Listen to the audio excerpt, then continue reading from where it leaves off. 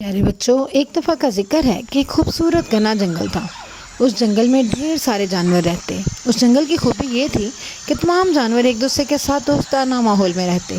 कोई जानवर कितनी ही भूख हो दूसरे जानवर का शिकार न करता था। उसी जंगल में बहुत खूबसूरत मोर भी रहते थे।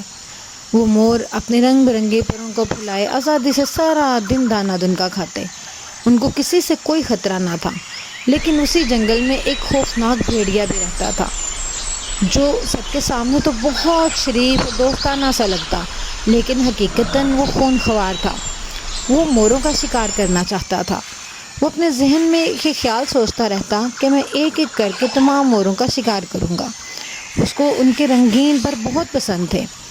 वो यही सोच रहा था कि मैं किसी तरह से एक एक करके मोरों का शिकार करूं, क्योंकि मैं इकट्ठे तो उन पर हमला नहीं कर सकता। अपने इसी तरकीब पर अमल करते हुए वो एक मोर के पास गया और उसे एक तरफ ले जाके अलग से उससे कहने लगा कि तुम्हारी आवाज़ कितनी खूबसूरत है, तुम्हारे पर तो इन सबसे ज़्यादा खूबसूरत है, तुम तो बहुत खूबसूरत दिखते हो, तुम्हें तो किसी महल में रहना चाहिए, तुम इनके साथ क्यों रहते हो? अपनी तारीफ़ किसको पसंद नहीं होती। वो मोर भी बड़ा खुश हुआ। उसने कहा, हाँ तुम ठीक कहते हो, तो बताओ मुझे कहाँ रहना चाहिए? उसने कहा, तुम मेरे साथ चलो, मैं तुम्हें खूबसूरत महल में लेके जाता हूँ। वो उसको साथ लेके गया और जाते ही उसने उस पर हमला करने की ठानी। जैसे ही उसने उस पर हमला करना चाहा, मोर समझ गया और फिर से उड़ गया। जब वो उड़ा, उड़ते ही वो दरख्तों में गुम हो गया।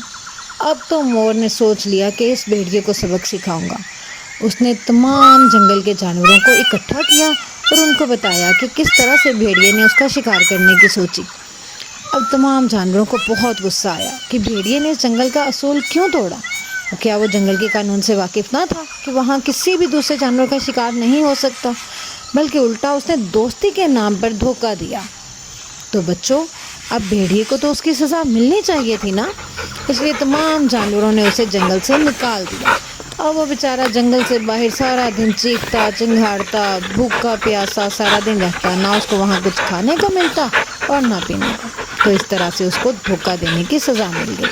बच्चों, हमें भी कभी दोस्ती की आड़ में किसी को धोखा नहीं देना चाहिए।